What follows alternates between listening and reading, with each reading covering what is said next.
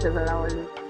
And we're having a review of our previous TBD sessions, TBD episodes.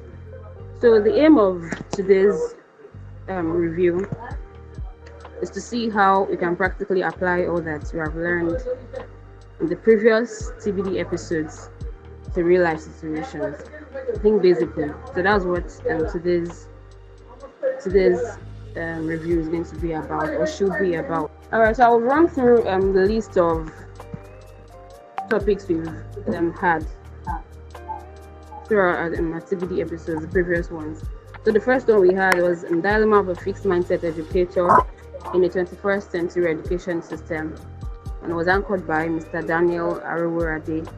The second one was Innovative Teaching Strategies to making teaching and learning more fun to an already distracted generation of learners by Mrs. Adenuga. The third one was Emotional Intelligence, a necessity for an educator with a difference by Mrs. Glory Onibudo. The fourth week, we discussed Bridging the Achievement Gap, uplifting both the high and low achievers, and Ms. Kemi Adenuga anchored that session. Then fifth week, Transforming Education Through Technology, the Role of the 21st Century Educator, and Mrs. Bisayo Adewale. Sixth week, we discussed valuing teachers' voices towards the new social contract for education. And I think that happened during around World Teachers' Day celebration, and Mrs. CJ anchored that. The seventh week, we discussed Beyond the Classroom, Financial Literacy and Skills Diversification for Educators by Mr. Gani Yofayemi. Then we started the new series in the eighth week, The Teacher as a Leader, and we started with Essence of a Value System by Mr. Alamide. The ninth week, we discussed global relevance through social impact, still under The Teacher as a Leader by Miss Olufunke Olabode. And lastly, that was last week, we discussed aura and morals under The Teacher as a Leader. So I think you were around for all the sessions, Salamde, right? Yes, I was. Okay. Yep. Okay, so from all the I think everything, I think there was a general aim for all of the topics that we discussed through the past weeks. So what do you think, or what would you say was the center of all of these discussions, all of these topics? What would you say was the center aim, the center goal, for teaching all of this, or for having all of these episodes? Well, I feel like going by the topics and all, that's a key word I've noticed is centered around teachers. Even before we started the series on The Teacher as a Leader, I noticed that right from the beginning, if we're not using the word teacher, then we're using the word educator. Educator, true.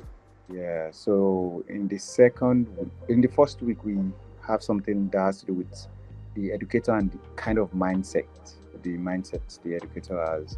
The second week has to do with maybe the teaching strategies by the educator. Then the next, so if we look at it very well, I noticed the core center of it is focused on the educator or the teacher. Thank you very much, sir. Okay, so here's a scenario from the first topic we had that was anchored by Mr. Daniel on fixed mindset educators. Okay, should I? Okay. You answered what you think was the center, right? It was about educators' growth and the growth of teachers and educators. I think that was also my own take from everything we've had. So let me just go to my next question. I was going to ask on Dilemma of a Fixed Mindset Educator that we had for our first episode and was anchored by Mr. Daniel. So let's look at this scenario. You're very sentimental. Okay, I'm using you as an example. You're a very sentimental person, and you're sentimental about whiteboards, like using the blackboard and chalks to write. And the principal decides to introduce digital whiteboards. Maybe you don't even know how to use them yet. This kind of covers other things we've done apart from fixed mindedness, because we talked about introduction of technology as a teacher. So imagine you're not familiar with using digital whiteboards yet to teach, and you're very sentimental about using blackboards and chalkboards, and the principal decides to introduce those whiteboards, digital whiteboards. How do you adapt? Or what steps do you take? What do you do in that situation?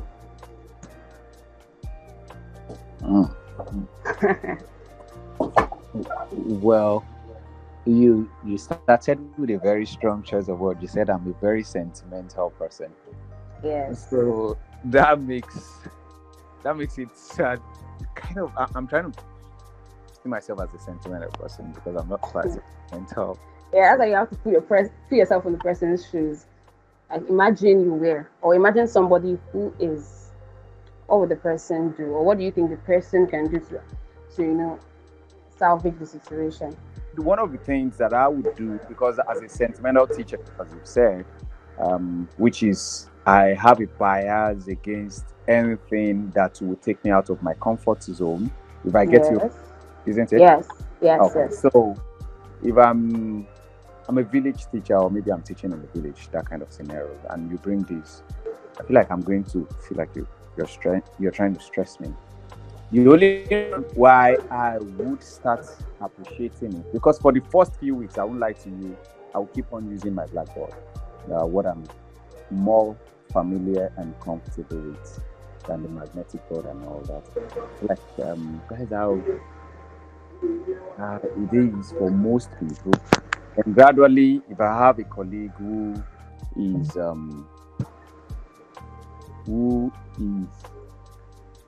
is familiar with it, then I can just ask the person how the person is relating with the new digital whatever.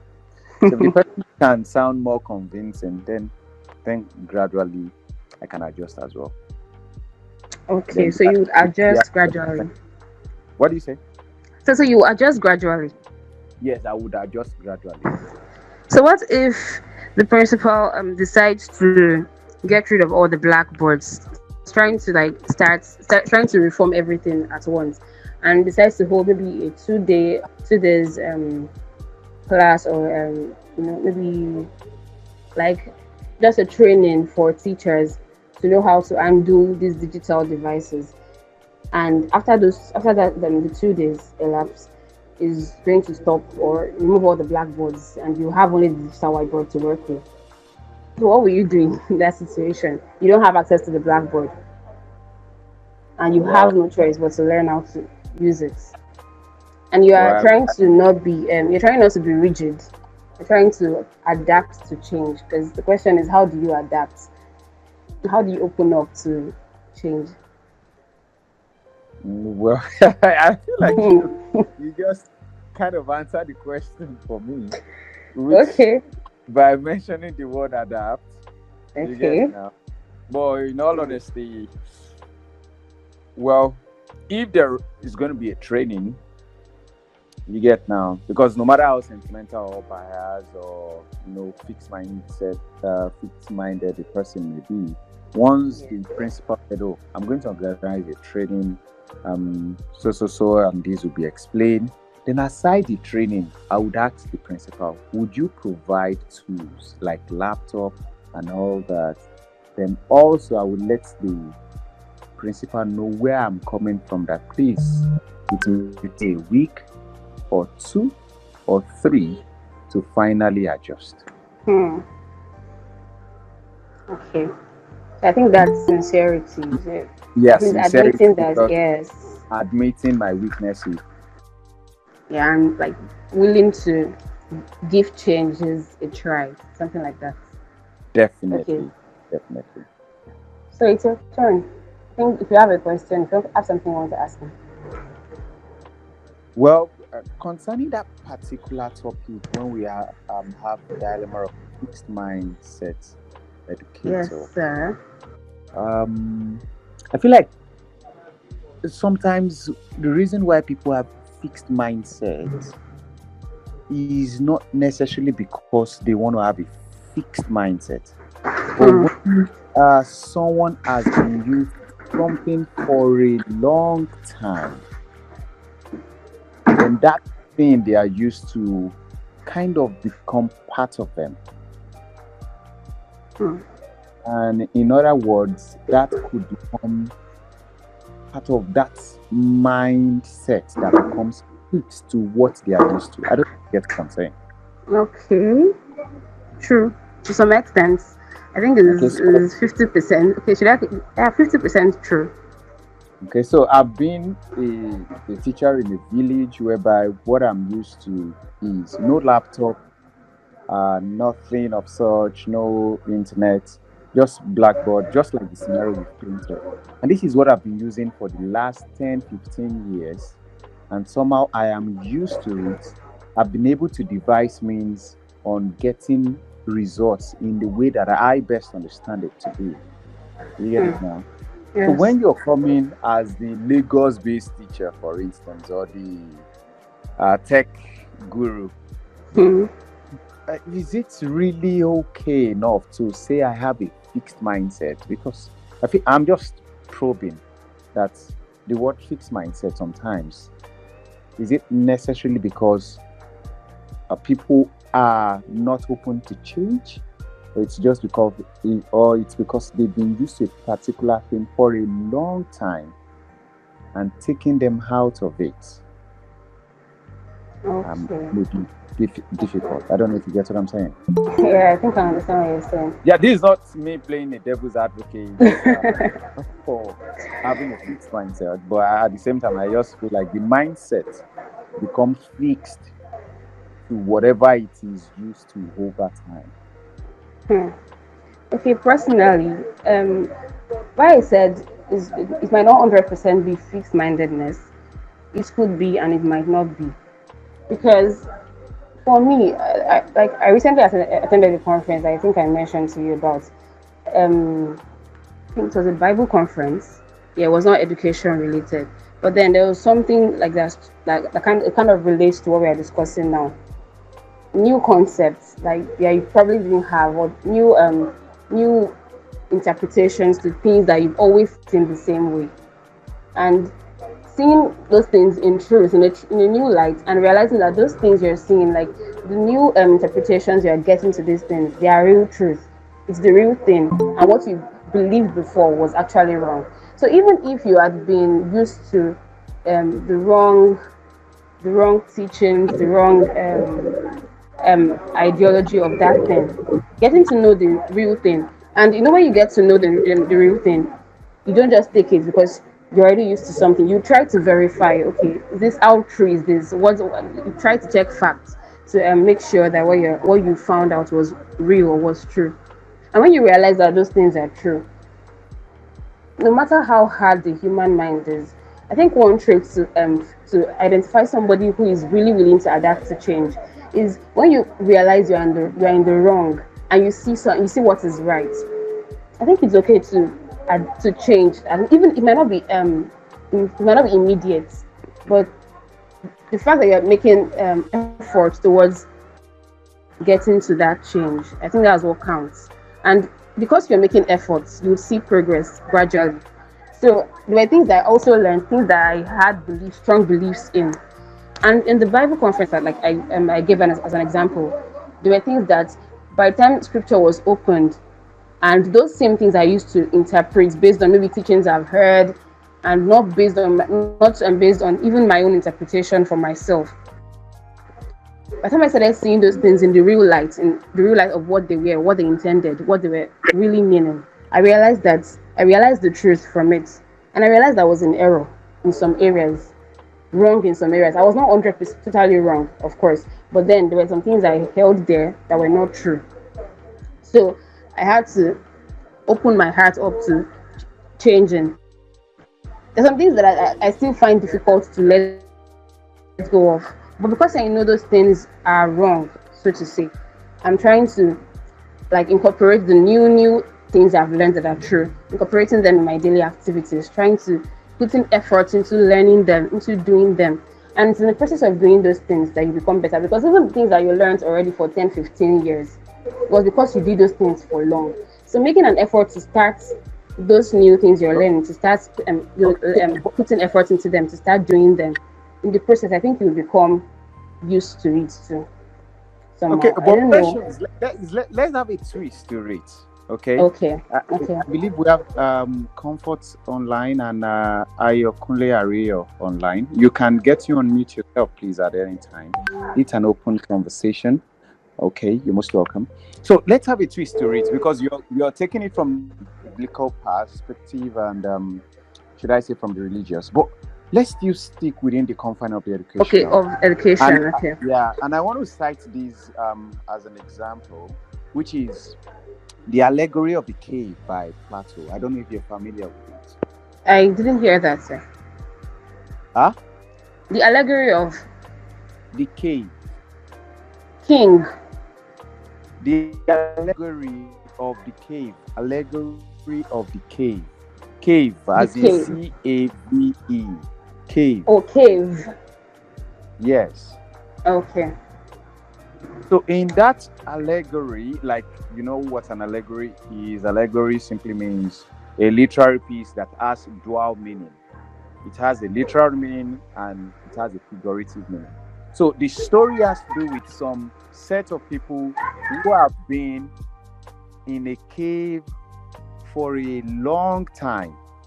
They've been tied down on their neck and they are facing one direction. You get it now? Hello? Can you hear me, please? I can hear you, sir. I was muted. Okay. So they've been tied down. They don't have access to light. They've never seen sunlight before in their life. You get now? And the sunlight has just been entering the cave stylishly. So whenever people pass by, all they see is shadow. And that shadow that they see kind of form their reality, what they take as being real. They don't really know what real human being looks like.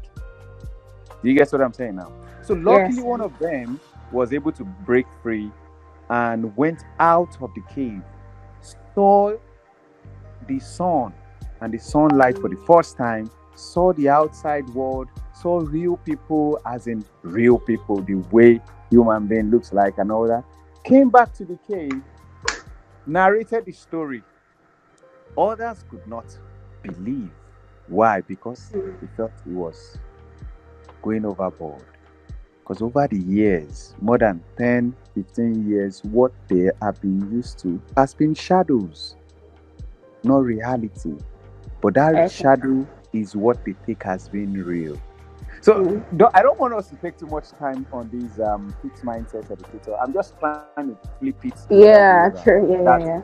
The reason why some people may have a fixed mindset is actually because they have been used to a particular pattern over time. And when someone is bringing in something new, like this old digital literacy, technology and all that, I feel like most teachers or most educators are familiar with 1980 curriculum that we are still used to.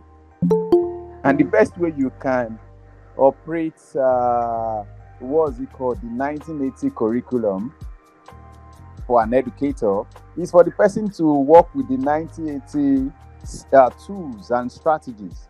So are we going to really blame that person for having a fixed mindset? You know, that kind of thing. So I'm just trying to let us have it.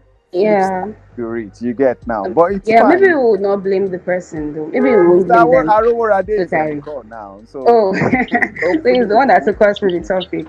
Yeah, maybe we won't blame the person totally, and maybe the teacher, the person that is introducing it. Okay, Mr. Aroworade, I'm using the allegory of the cave as an illustration to elaborate on your topic, which is the fixed mindset educator. So I was taking it from the angle of why some people may have fixed mindset is because they've actually been used to a particular pattern, a particular strategy, a particular curriculum over time, and it seems to be working for them. So that is why sometimes we may want to see them that they have a fixed mindset. You get what I'm saying now? True. And looking at True. the allegory of the cave, we have those people within the cave trying to see shadows of people over time, and that is what it takes to be the real thing. By the time one of them came back, after being free, went out, saw the sunlight, and all of that, came back and told them, they were finding it difficult to believe that a real person is a real person because they've been used to shadows as being real. Okay. And so, Mr. Lamide, I want to say something. Okay. So, those people in shadows, let's say the person that came to tell them, to show them what real people look like, because those people in shadows are also people. If they go out, maybe to where there's light, and they go to maybe a stream or a river, they can at least have a glimpse of what they look like, even if they don't believe. So my point is, to some extent, whoever is introducing those new strategies can make it a point of duty to educate to some extent, like even not just telling them, giving them, showing them evidence, making them see. And in the process of making them see, the point is the aim is not to make them conform immediately, but to just make them start seeing reasons to adapt. And to some extent, the digital literacy kind of system makes it somewhat easier for teachers. So if they can see how easy digital strategies make teaching for them, they can see how the ease it brings for them in teaching rather. Yes. Oh, what am I saying? Sorry. If they Yeah, can see how what I is get your point. those, yeah, you get my point. If they can see it with their eyes, see evidences of those things, I think to some extent they would buy into it. So those people in caves, there might be no mirrors, or there probably wasn't mirrors then, but there were streams and rivers. And I think I've heard of like a story that people before then, before mirrors came, they used to look at themselves in rivers to see what they looked like. So if they looked at themselves, because they cannot say I'm looking at myself now and feel like no, this is not me, just because they haven't seen real life people before, they would be shocked at first, but then they would have to realize that this is me, this is what I look like, and this is what human beings generally look like. So to some extent, I don't know if I explained myself clearly, sir. Yeah, I believe you've touched on the whole core of consciousness and awareness. I don't know if Yeah. Mr. Aroworade has Daniel something. has something to say. Okay. Mr. Aroworade, are you there, please? Good evening. I tried. Okay. So those people in shadows. Yes, good evening. Let's say Yeah, good the evening. person that came to tell them, to show them what Sister real people look like. Precious, it's a pleasure again to meet you. It's a pleasure to meet you, sir. Mr. Olamide, thank you for having us again. Yes, sir. All right. So what I would just like to say, I like to call myself a realist because I think I'm real. Sometimes when we are invited for seminars on digital learning and whatever, you see the passion to have a program. You see the burning passion in the organizers to have a program, okay, to have a gathering where we can declare that we held the program and it was successful. But getting back to the classroom, you would hardly you will hardly find people of this let me just say age group or of a particular generation. I'm talking about the ones before us. You will hardly find any of them really doing anything digital or even doing anything 21st century. They just get there, teach, and come out. But the more disheartening thing is that when you try to do it as a young person, there are no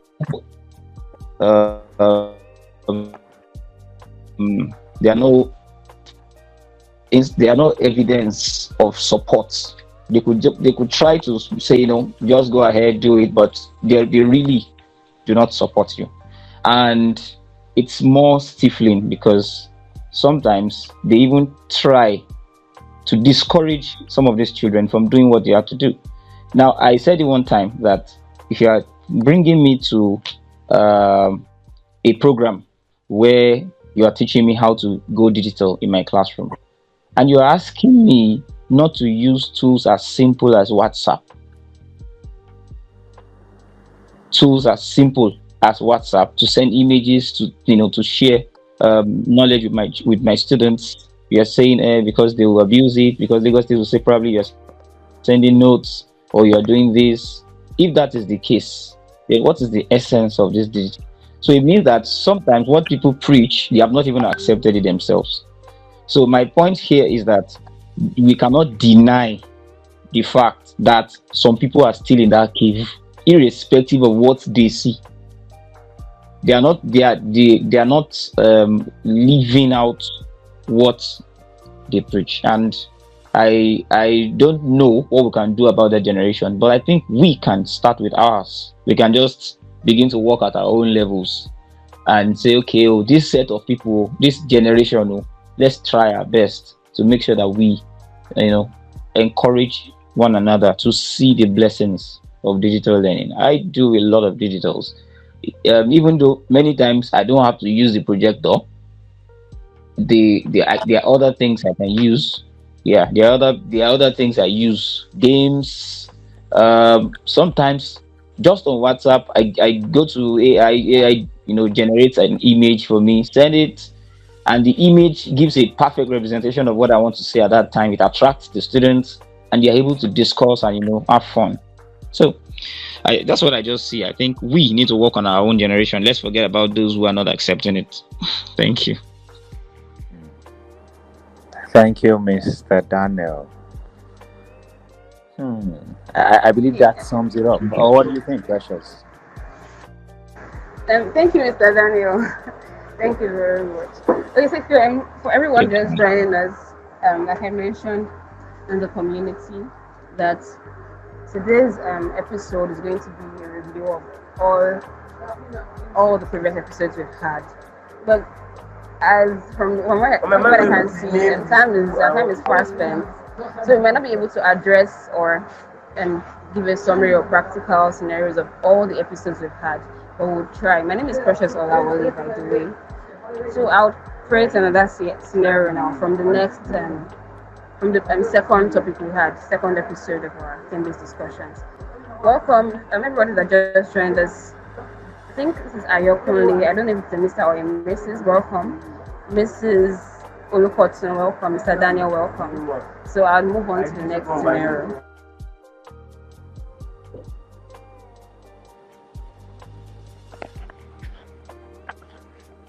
Now, the next scenario is somewhat similar to what we've discussed in the first one, because it's about technology. Oh, is it technology? Oh, yes, innovative teaching strategies. So technology is also involved, also included. I would try to see. Okay, let's see. Now, Mr. X has students that are struggling with some English concepts. And, okay. Can you hear me, please? Yes, definitely. Okay. So, has a student that's struggling with some English grammar concepts. What scenario or what examples can you introduce, out of class examples, can you introduce to make the learning more relatable to the students and to help the students understand? Or what should Mr. X do in this scenario? So did you get the question, or did you get the scenario? Yeah, what do you say the student is having problem with? I didn't hear you, Mr. Lamide. What aspect of English do you say the student is having issue? English grammar. Okay. Maybe basic grammar, yeah. So what relatable concepts can you introduce, or scenarios can you introduce to the students? Like relatable and not classroom, not English related, that can help the students understand? Is it possible to use outside of classroom scenarios to make the students understand basic grammar concepts in English? Okay. So you get the question. Yes, I get it. Let's say the person that came to tell them, to show them what real people look like. Mrs. Olukotun, can you give it a try?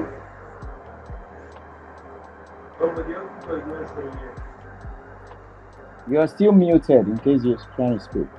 I'm not muted. No, I mean Ms. Comfort. Okay. Good evening, everyone. Okay. So Yeah, good those evening. people in shadows, Can you hear me? I have a let's say graph. the Can person you that hear came me? to tell them to show I them can what hear is you. Sorry, becoming. ma. Sorry. Okay, so okay, let me just use my class today as an example. We had a lesson on prepositions. Can you hear me? Yes, please. Okay, so this is what I did. I took them all out. I mean, I took the whole class out. Can you hear me? I took them out and I told some of them to go to a particular position, and I rearranged them normally the way I do in a class, and I asked them questions. Where am I? What am I doing? Things like that. And so please hold on. Please hold on. Please can I come back later? I want to take water. Okay. Okay, sure. Yeah. Precious, if I may quickly chip this in. Okay. The scenario you just painted, is the students having issues with the grammar because of the background, like the sociocultural background? Yes, because in most cases, something like that. I have students who are coming from their village. You get now. Yeah. What True. they are used to is their native dialect. You get it now. Say Igbo, Yoruba. I mean, not just the general Igbo, Central Igbo. I mean, conk. Hey. Or maybe Yes. conk. Very conk. Very deep. You get now. So in such scenarios, I feel like most of those English grammar, why they may not be able to conceptualize this is because that part of their brain can't connect the dots yet. So I usually do more of peering. Do you get what I'm saying now? I missed the last part. What you said last. I usually do more of peering. Like, pairing them. Yes, I had a case whereby an Hausa student came in on board and was having issues understanding. I mean, as simple as, where are you going? If you ask, where are you going? You get now. Talk less of you teaching it as a grammar topic in class or whatever. Just asking it as a question, it became. So I usually do more of peering, whereby there is an Hausa student or there's a student who understands Hausa a bit. So this is what we are trying to say in class. Tell this person in the native dialect, this is it. So gradually, this person gets to have, because there is a need for a learner to feel inclusive at first. You get now, before they can have a full grasp of whatever topic or grammar aspect of English. Okay. So that is what. So do you think the miscomforters, his sole question is this. Do you think introducing using maybe showing them YouTube videos and free, fun and interactive teachers on YouTube, or some fun methods to teaching grammar, do you think showing them stuff like that in class maybe might also pique their interests? Yeah, sure. Help It them depends on understand the age better. group of the learners. But let's be realistic here. You know, most of our targeted audience as Educator works in public schools where they have like more than 100 students in a class. Do you get what I'm saying now? Most teachers in such scenarios barely have projectors in their fixed to their classroom. You get now? So except they are going to call the learners, these learners with specific special need, to their what's it called, staff room, and show them the videos. Do you get what I'm saying now? Or maybe the age group of the learners, let's say basic 5, basic 3, basic 4, so. But I feel like that's a very fantastic idea, what you just talked about. You know. Yeah, thank you very much, sir. So Mrs. Olukoton is back. She left it.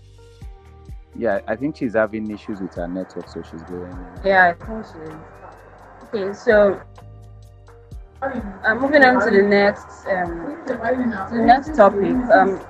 In the third week, we discussed emotional intelligence, and emotional intelligence is a lot of things. In fact, it's deeper than the questions you might be able to ask or address. Before I continue, does anybody have a question or an opinion or a contribution to raise or make before I give the next scenario? Okay. Is Mr. Ayokunle or Mrs. Ayokunle, I don't know. Please, can you go ahead with your contribution? All right. Good evening, everybody. Good evening, Mr. Yes, sir. Good evening, sir. First time, but then I think I have a picture there that is depicting that the person is masculine. All right. So, with reference to the last discussion, I feel that there are some pictures too that can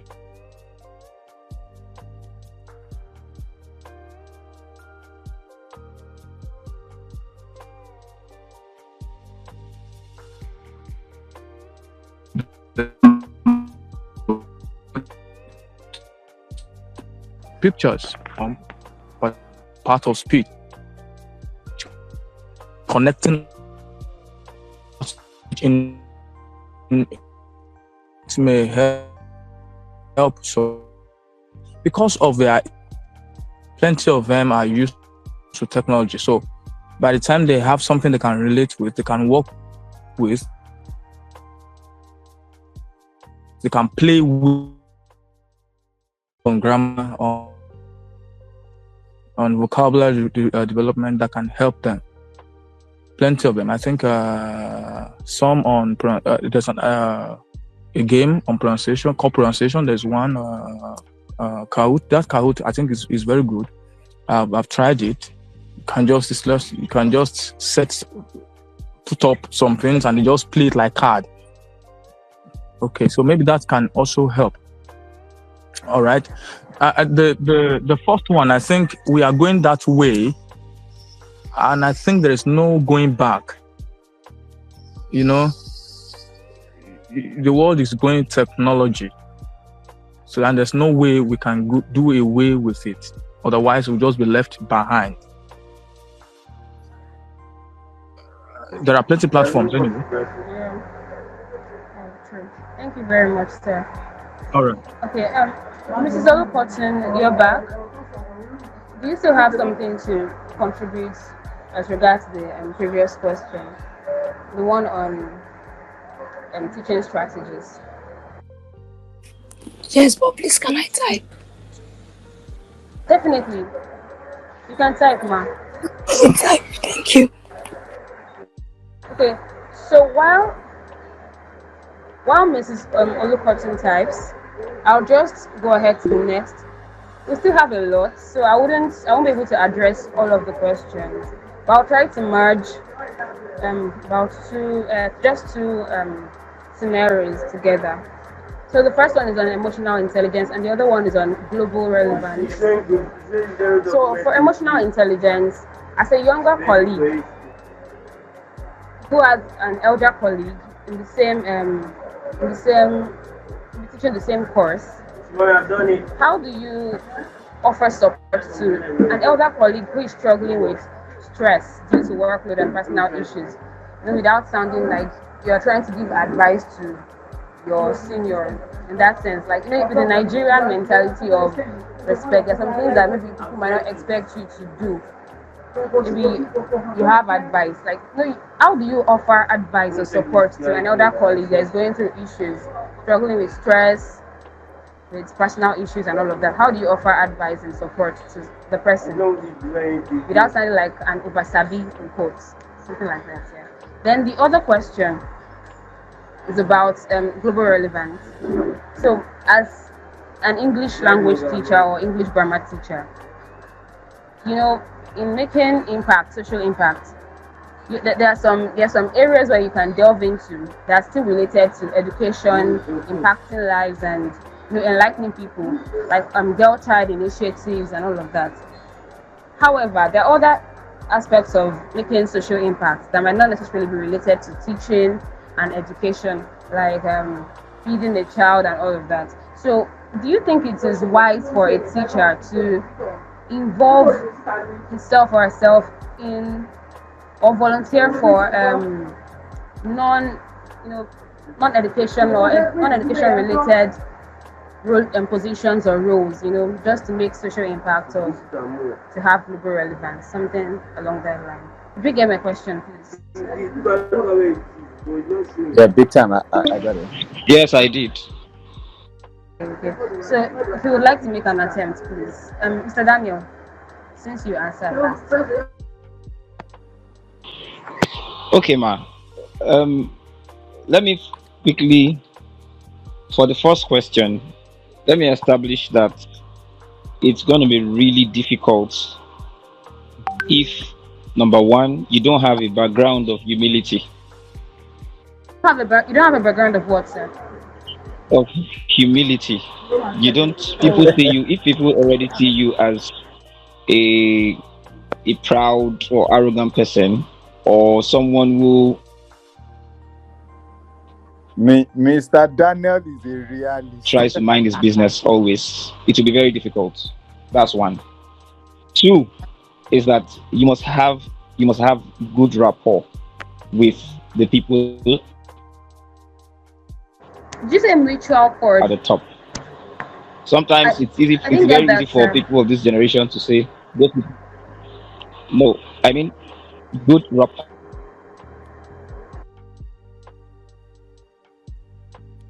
Hello, Mr. Daniel, are you still here? Mr. Daniel. Let me with those people, with the elderly people, not just people of your set. Okay, like at least you must have built a kind of relationship with them over time. It's very difficult to advise people that are ahead of you if you don't have history of talking with them, jesting with them, or they sent you on an errand and you delivered the message without stress or without murmuring or something. So there must be a relationship. So I think number one, you must have history of humility. Number two, you must have built relationship with people of that level. So let me just say the seniors. Now, it now also depends on who you are. For instance, in my school, I hold a position where I'm the school fellowship coordinator and also the student fellowship coordinator. And by the grace of God, I've been able to help people out of some challenges by just rendering advice when it's time for prayer.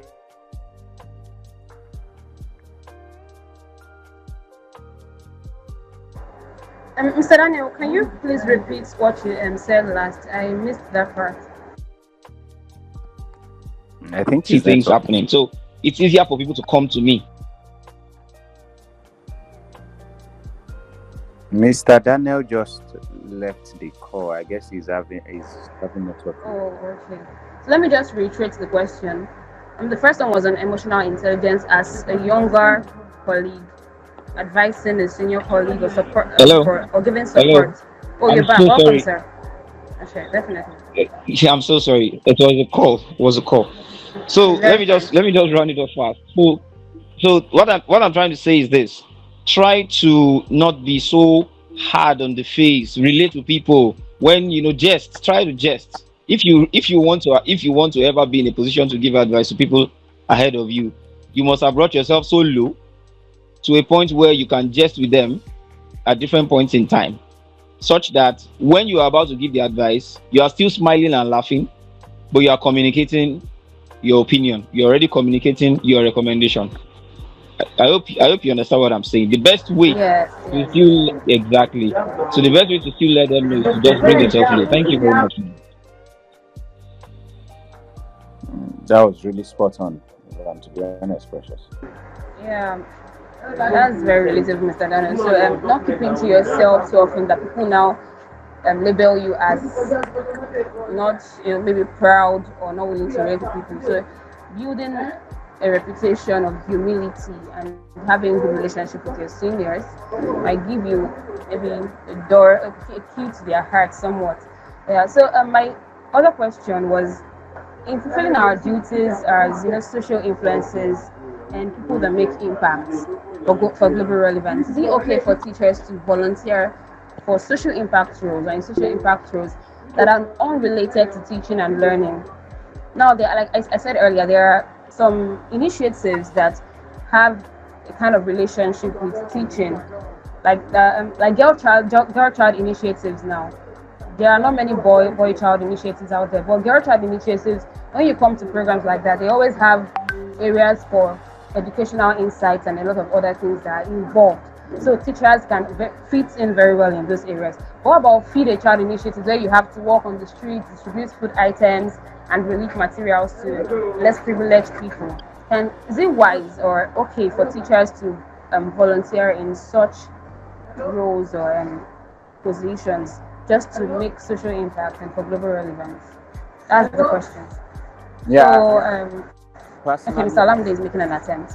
Yes, I think it's wise, because it doesn't have to do making social impacts necessarily doesn't have to be with in the line of education. Personally, I volunteer with organizations who are into recycling and into agriculture. You get what I'm saying now? So with that, I've been able to help groom some of my students into projects that has to do with upcycling. You get now? And some of them that are from low income family, they are now using that upcycling skill to fend for themselves. You get what I'm saying now? So it's not just about teaching them what is it now, but we've gone beyond that. So during our holidays and all that, for instance, this mid-term break period, an organization reached out that do we have fine arts students in our fine arts teacher in our school? I said no. I said, why are they asking? They said, because there's a competition open for a young boy, maybe around 12, 13 or so. And I said, oh, I noticed some of these children, they usually draw. Please bring it on. And as someone who has a bit of background in visual art as well, that was actually what I wanted to go study in school. So I said, I'm going to pick it up. So during this midterm break, that was what I did with the students. You get now? So just that sacrifice meant a lot to that child. You get now? And we've been able to meet up with the deadline. We've sent the stuff over to overseas. Hopefully, it gets to win this like big, laudable stuff. So I feel like it's okay to get involved in other social impact apart from education line. Yeah, thank you very much, Mr. Olamide. In essence, so okay, are you still saying something? No.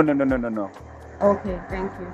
So in essence, so you're saying global relevance doesn't necessarily have to be about doing something related to your line of teaching. No. It's about making impacts, yes, about changing lives. Definitely, it's about contributing to lives. That's what social impact is all about. Okay. Thank you very much. Does anybody have any other opinion apart from his? You can just raise a hand, please. Okay. Okay, Mrs. Comfort already sent in her attempts for the innovative teaching strategies. So she says, like I said before, I pair them up and allow them to discuss with one another. I allow them use themselves as instructional materials. Today I went as far as taking them outside the gate, crossed to the other side of the road so they could learn and tell me where I was, since the lesson was on preposition. There's something my students know me for. You dare not speak bad English wherever Miss Olufortun is. I gave that ground rule at the beginning of this term. This made some of them eager to speak right and learn the correct use of grammar. So whenever they sight me from afar, they ensure that they speak correctly. This is just what I do on my own. It might not be applicable to all. Actually, this is not everybody is creative in the, if you're not referring to, not everybody has that creative side to them.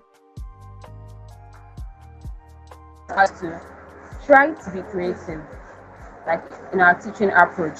And I think Mr. Locos in one of the TBD episodes also mentioned how she teaches literature, and she also gave very practical examples. So I think this is something that might work or should work for every teacher, but I'm not sure. Like she said, it might not work for everybody, but then I think it might be applicable to almost everybody, and it's going to be very effective for teaching grammar. So on that note, thanks to everybody that contributed. But I think everybody here actually contributed. So thank you, everyone. Thank you, Mrs. Olukosun. Thank you, Mr. Ayokunle. Thank you, Mr. Olamide. Thank you, Mr. Daniel, for contributing to today's session. On this note, we are going to bring the My session pleasure. to a wrap. Yeah, thank you very much, sir. So I don't know if there's going to be a second part to the review, because we are not able to cover a lot. But then I believe from the little we covered, I think there were lots of practical tips that we can pick from today's session. So it's be up to my team lead to decide whether there will be a second part to the review or not. However, we've come to the end of today's TBD episode. Thank you everyone for joining. Have a pleasant night rest, and I hope we put everything we've learned into practice. Thank you so much, everyone. And you can also catch up on the previous episodes to know what we're talking about, just to keep in touch with us and also know how far we've gone. You can check on YouTube, our YouTube channel. It will be posted on the group, on the EL community group. Yeah, so thank you for joining, everyone. Have a good night rest.